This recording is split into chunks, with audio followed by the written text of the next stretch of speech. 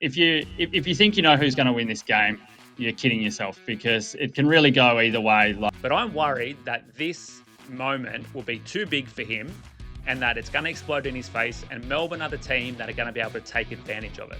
Tell you one thing now, for Jez to say he wasn't very confident, that sounded very confident.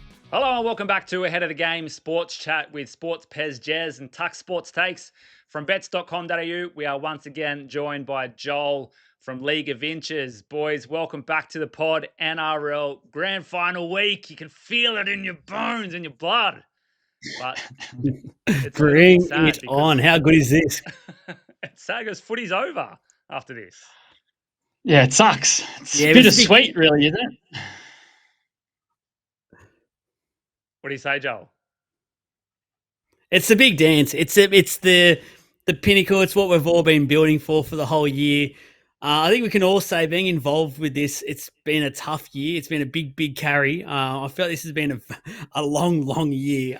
So it feels nice to get here. It is sad. I'm going to be absolutely confused with myself what to do on the weekends now with no football. But we'll have a few international games, which I'm really looking forward to. That New Zealand, Samoa, Tonga pool is unreal to basically end the year officially with NRL. But the grand final, cannot wait. And thank you once again, boys, for having me on. Must have made a good impression last time. Fingers crossed. Fantastic footy brain. As always, check out League of Inches. We'll put the link in the description here so you can jump over to Joel's YouTube page. Heaps going on social media and on the tube, much more than we're doing. So it's fantastic. So we're bringing your expertise into us to try and heighten our level a little bit. Jez, Joel quickly touched on the Pac Champs coming up. We're going to be doing a fair bit of stuff on that over at bets.com.au. What can the fans expect? Yeah, well, we'll be diving into both series. There's the Pac Champs, obviously. And it feels like that's sort of building and turning into something pretty amazing, with people sort of jumping ship, different players, handing their alliances over to their sort of traditional countries or family countries instead of trying to play for Australia, which is good because it's going to make the international rugby league scene much more competitive and much more exciting to watch.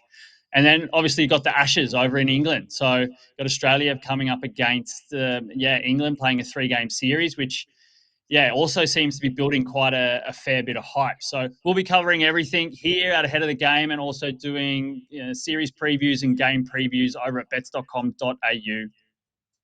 Lovely. All right, boys, let's get stuck into the NRL Grand Final this Sunday. It is the Melbourne Storm up against the Brisbane Broncos.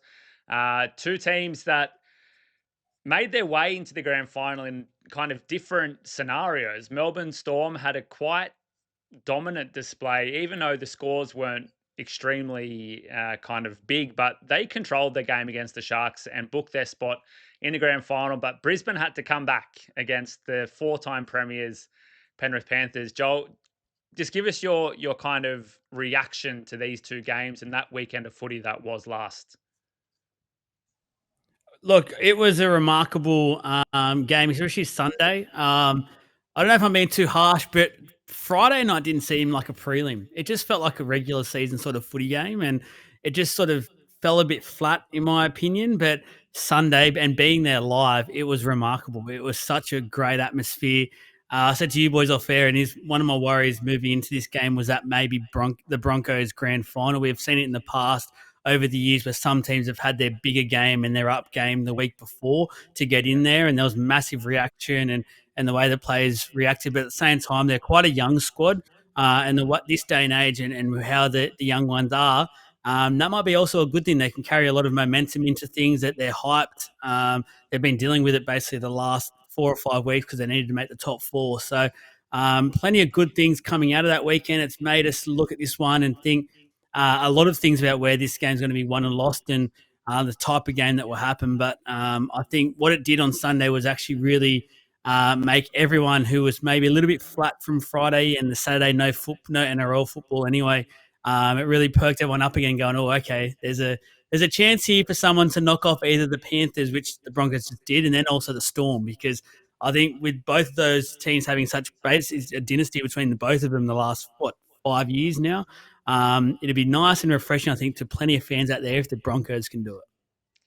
Bit of Brisbane love for the two major codes. Must been a pretty hectic weekend down in Caxton on, on Sunday night.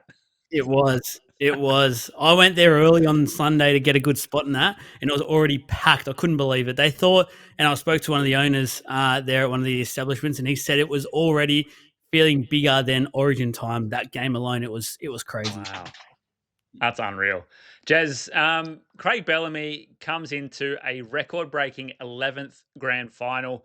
Last weekend was I think they'd made 10 of the last 11 prelims. We talk a lot about the Penrith dynasty of them winning grand finals, but Melbourne are the epitome of consistency.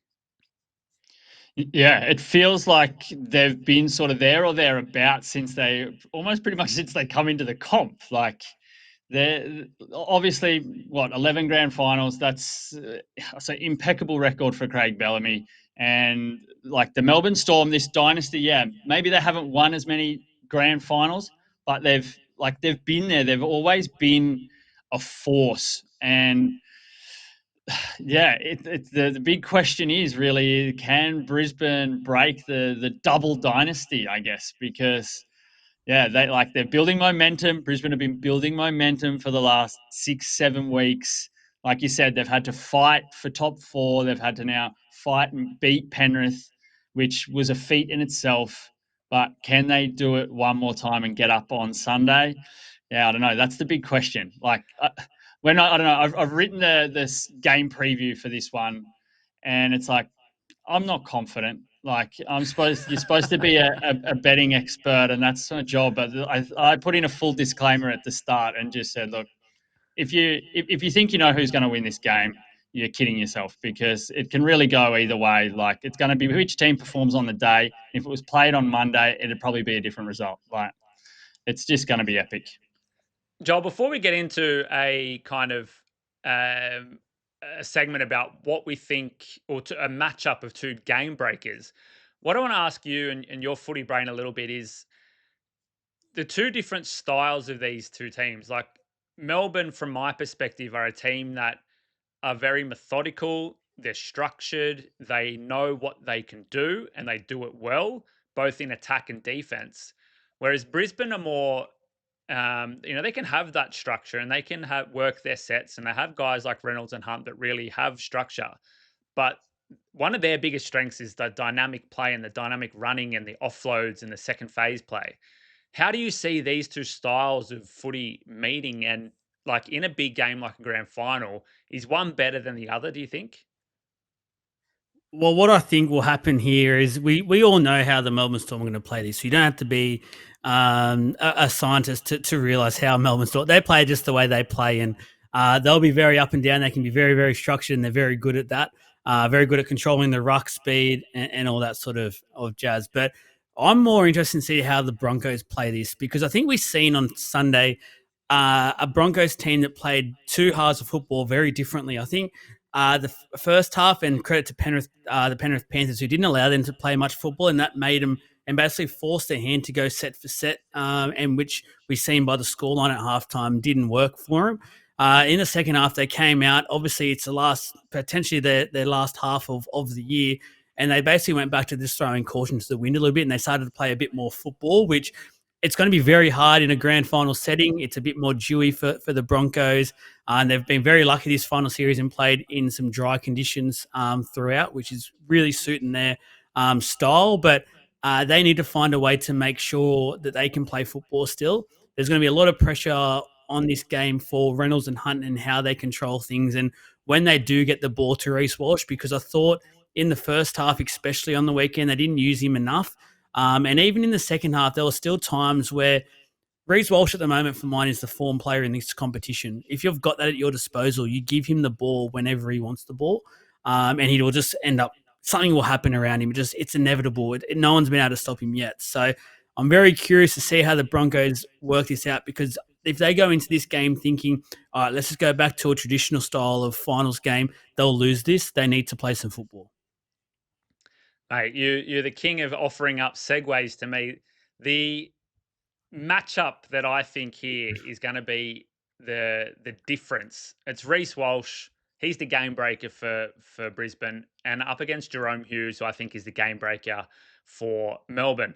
Now, I'm worried about Reece Walsh, and I spoke on, it could have been this podcast or a weekly kind of tips podcast we did a few weeks back, Jez, and I think Reece Walsh has a tendency to overplay his hand, and we've seen a couple of weeks now in a row that he's been able to uh, execute, and the things have gone well for him. But when it doesn't, it explodes in his face. And I think in this game, in a grand final moment, he's not going to shy away from the stage. I think he's going to try, but I'm worried that this moment will be too big for him and that it's going to explode in his face. And Melbourne are the team that are going to be able to take advantage of it.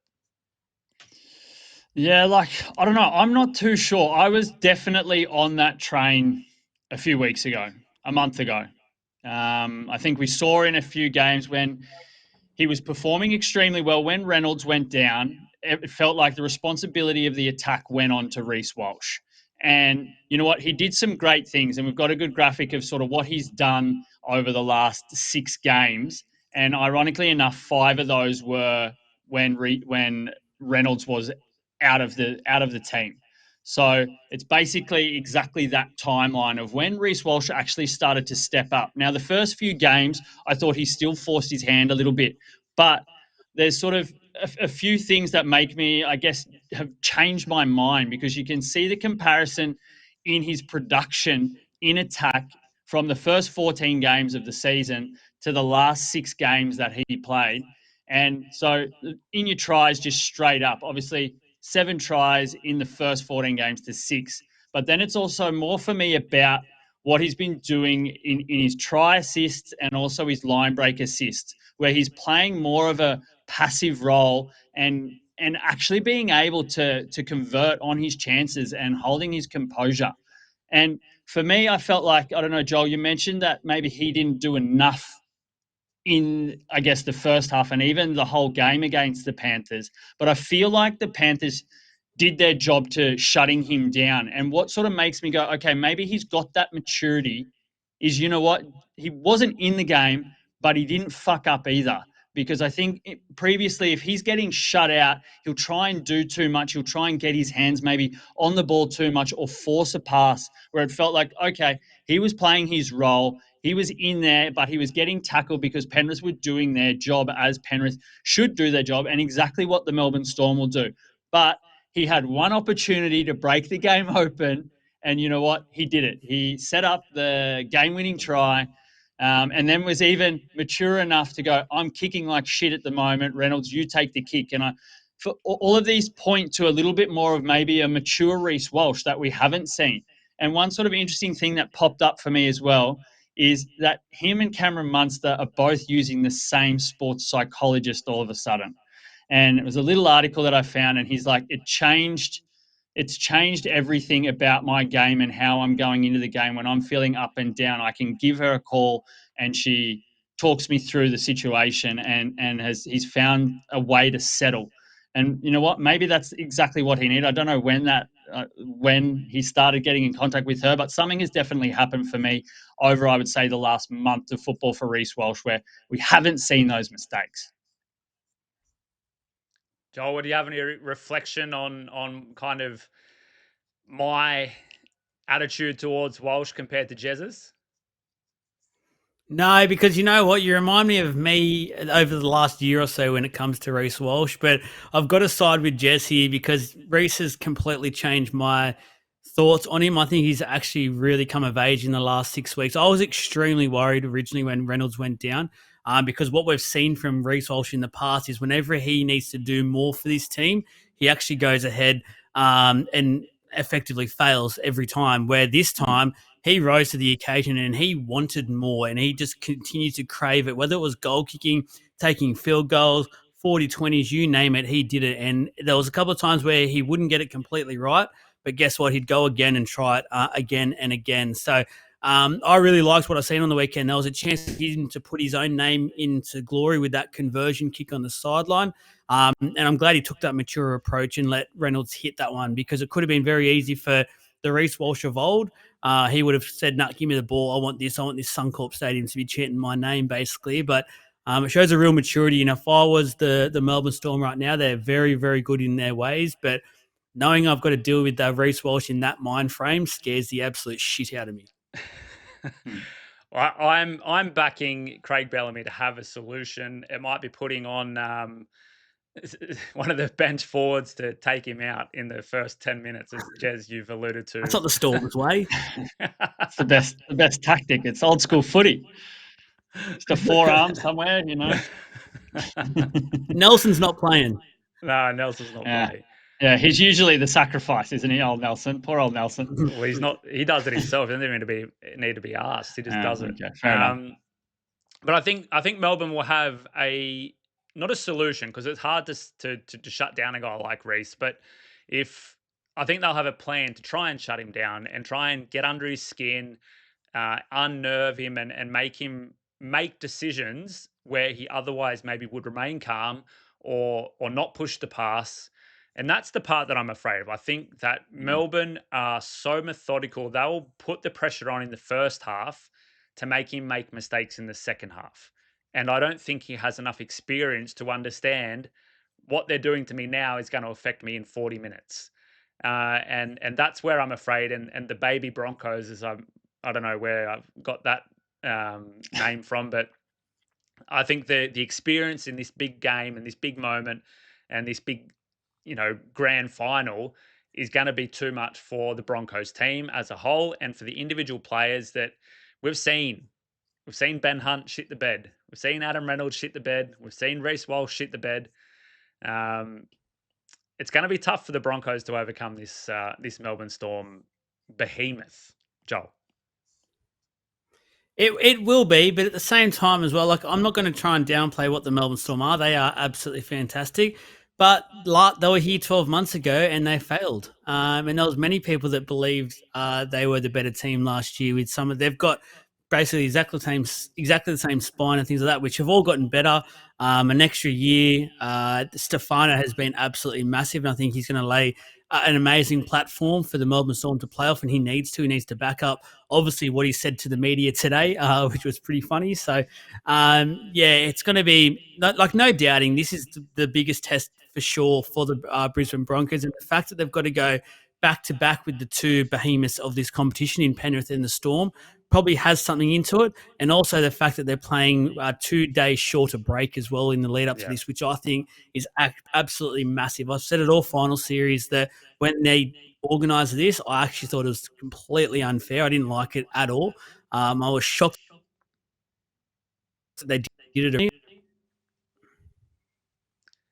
Yeah. No, definitely. It's a weird scheduling anomaly with the trying to break that out for the AFL Grand Final. But they could have played the game on Saturday night anyway. The Grand Final's finished, and whoever's going to the NRL is still going to the NRL, no matter what. Jez, on the other side of the ledger, we have the Melbourne Storm game breaker, Jahrome Hughes. We spoke at length of this throughout the season, with Hughes being injured in and out of the team. He came back last week and was straight away clinical in his play, important in how Melbourne build their structure and their attack. What do you think Jahrome Hughes brings to this team, and why is he the game breaker for Melbourne? I think it really just frees up everybody else. I think we see Jahrome Hughes. He's the settler. He's the calm head. And then you've got an absolute live wire, Cameron Munster right beside him. You got Pappenhausen. Harry Grant can also just focus on speeding up the ruck and delivering the ball, because just when he's there, it just feels like everybody plays better. And that's what the great players do. And that's why he is the Dally M Player of the Year, last year, because he is phenomenal. And you can see the stats, it's incredible, that first stat, double the amount of points scored this season when Jahrome Hughes plays. With this stat, I fixed the graphic, taken out the game, obviously, where he broke his wrist and only played 25 minutes. That got null and void. But 32 points to 16 points with and without Jahrome Hughes. And I think it's the efficiency. As we sort of go down, obviously the line breaks go up because it feels like Melbourne just attack from anywhere. So I think a lot of their tries are also coming from way outside of their 20. But when we look at tackles inside opposition 20, it's basically the same. But the points scored is so much higher. So they don't have to sort of play this methodical build pressure game, which they sort of had to do when Jahrome Hughes was out. And I think you sort of look at it as well. They scored less but defended better when Jahrome Hughes wasn't there. And that's just obviously Craig Bellamy and his coaching style. Obviously, we don't have these 16 points anymore. We've got to defend better, and that's what they did when he was there. And they had a pretty good run. I think they lost once with a full strength side when he was out. So they just changed the game plan. But when he's there, they just they're full force.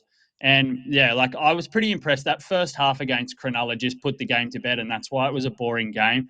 Hughes obviously ran the ball. Cameron Munster was running the ball, and the ruck speed was just phenomenal. And that's what Hughes brings. Everybody can just play their own game. You've got Pappenhausen being a menace behind it all. So that's what he brings. He just lifts the attack, and Melbourne can just like, if you're going to go for like a crazy result in this game, it could just be that Melbourne just puts up a shitload of points, and Brisbane are just going to have to go with them, because that's how the game could end up. I think a lot of people see a grand final as a grind, but this could be an absolute shootout between these two, because Melbourne could just go off the absolute charts. And you know what? If Brisbane get their stuff together and Reece Walsh can convert, then they could go with them. Like, it could be wild, but Jahrome Hughes definitely just an absolute game breaker. Melbourne are so much better with him.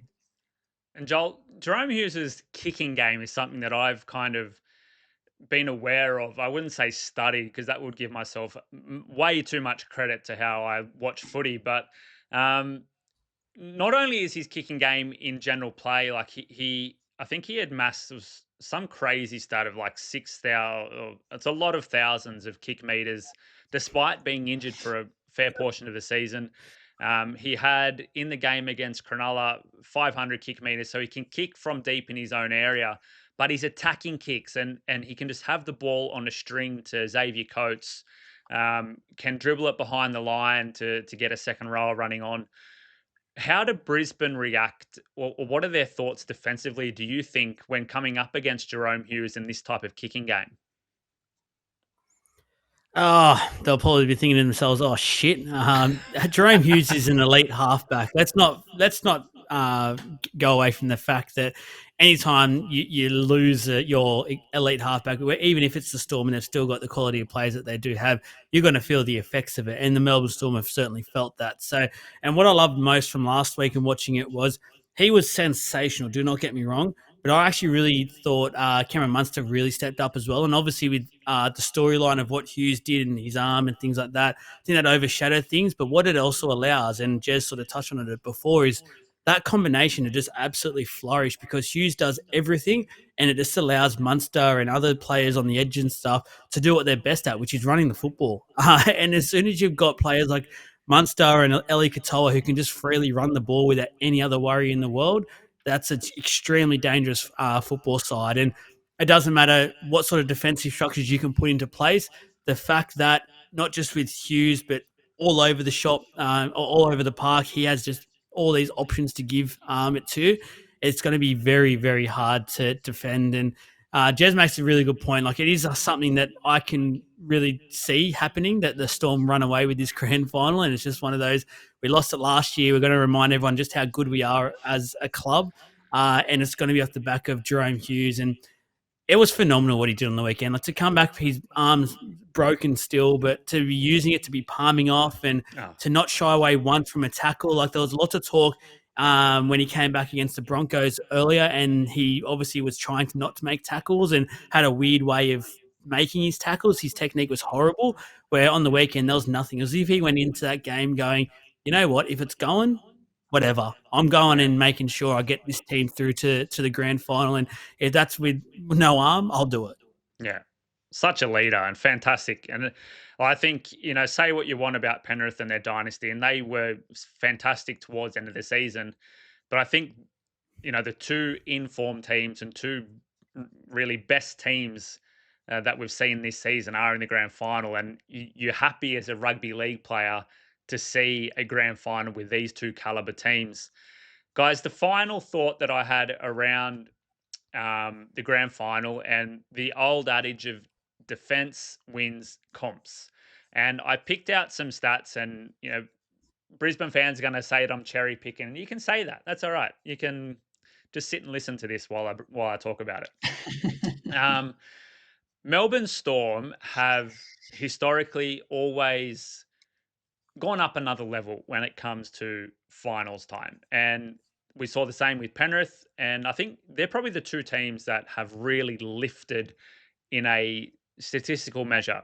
But I went and had a look at an interesting stat. Now we harp on about tackles inside 20, and we know that that stat alone is not a contributing factor to winning, but it gives you an idea about how teams build pressure, about how they score, and also defensively about how they restrict opponents from scoring. And boys, this one I found here. Okay, so heading into the finals, the Melbourne Storm were ranked 8th in opposition tackles inside 20. So they were allowing opposition teams around 28 and a half tackles per game inside that 20-meter zone. And while there as well, they were giving up the 9th ranked efficiency. So every 9.2 tackles, their opposition was scoring a try, which is, pretty average for a team like Melbourne and being so good. Then you come to these two finals games. So against the Bulldogs were the second best team in the NRL at getting into opposition 20. They were averaging 34.2 tackles per game in their opponent's red zone. And the Storm held them to 22 tackles. Against the Sharks, they were the best team at getting into the 20, averaging 36 tackles per game. They held them to 16. So not only is their defense in the middle of the field all of a sudden 100 times better, 100 is probably taking a bit of a creative freedom, but it's improved out of sight. They've also been able to restrict their scoring while in that 20-meter zone. Now, boys, as I said, defense wins games. Is this stat, do you think, Jez, telling of what Melbourne have decided to do now in this peak finals period, and what could possibly win this game against a dynamic Broncos attack? Yeah, well, it's just sort of typical Bellamy, isn't it? That the Storm sorted out when it counts, and they know what it takes to win a final series or finals games, and they needed to step up, and that's what they've done. And yeah, it's going to be sort of, I don't know. It's going to be an important part for Melbourne, because the most dangerous part of Brisbane is obviously their attack and what they can do. We saw them sort of step up defensively against Penrith, but I guess traditionally, if you sort of look at, say, their last few games, they've had some pretty big scores against them.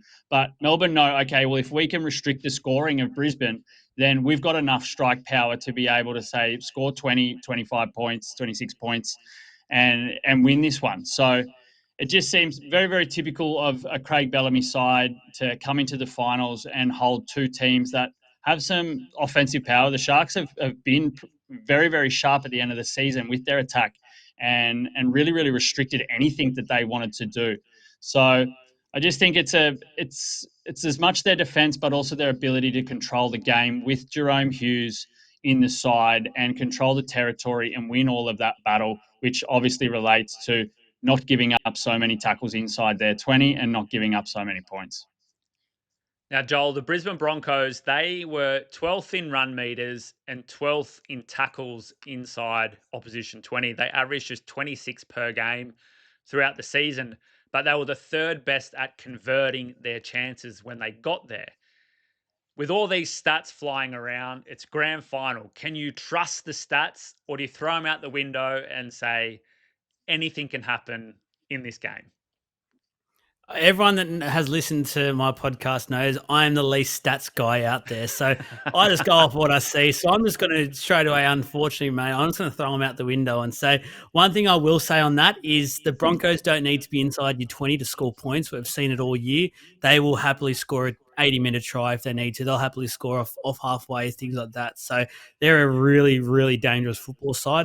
I know the Storm are very good defensively, but they have shown throughout the year that their weakness is their edges. And unfortunately for them, that is the Broncos' strength, is attacking their edges. So I'm really, really interested to see how both coaches go about this. Obviously, the Storm have really just clamped down this final series and really got a lot of things right and become that machine that we know of. But at the same time, they haven't versed the Broncos like this either.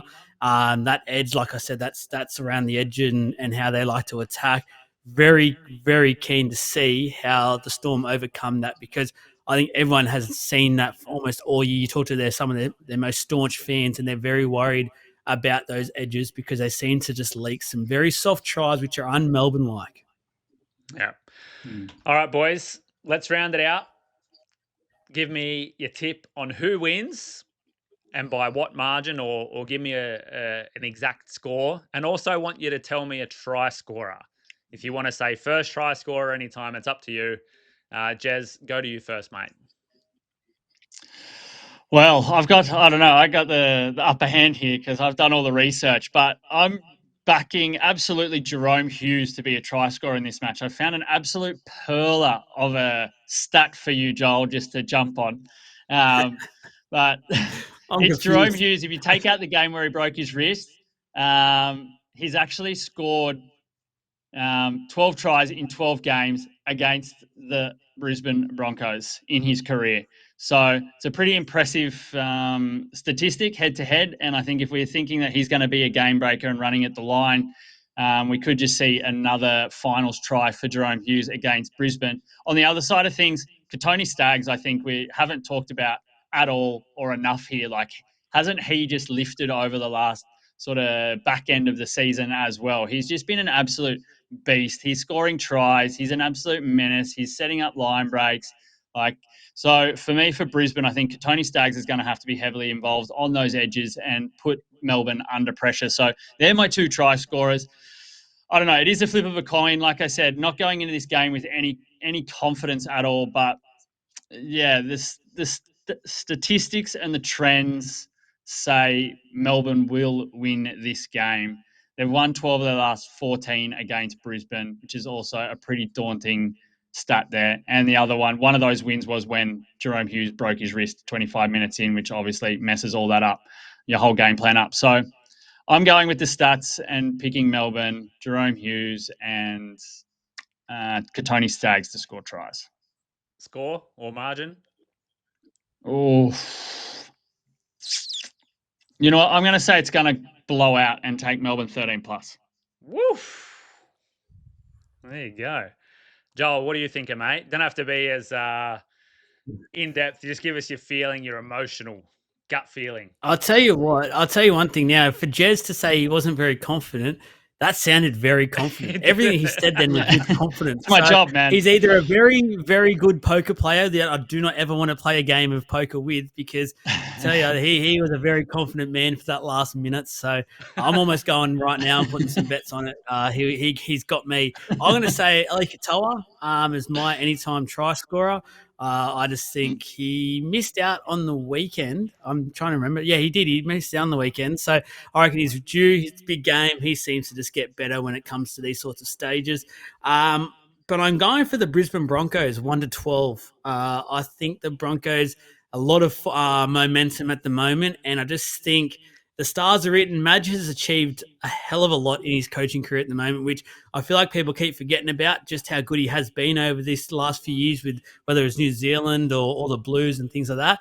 And I think with all the critics he's had this year, especially shout out to Buzz, who's been riding him like no tomorrow, it's felt like all year, about hard training and things like that, which is just ridiculous. They're a first-grade footy side. I think this is Madge's final mic drop, and they'll get it done against one of his friends, I guess, but at the moment, arch rivals in the coaching scheme of things in Craig Bellamy. So Broncos 1-12. Ryan, who are you got? Now you've got to be the decider here, mate. Melbourne Storm to win, 18 points to 16. Cam Munster to score a try. There we go. Bang.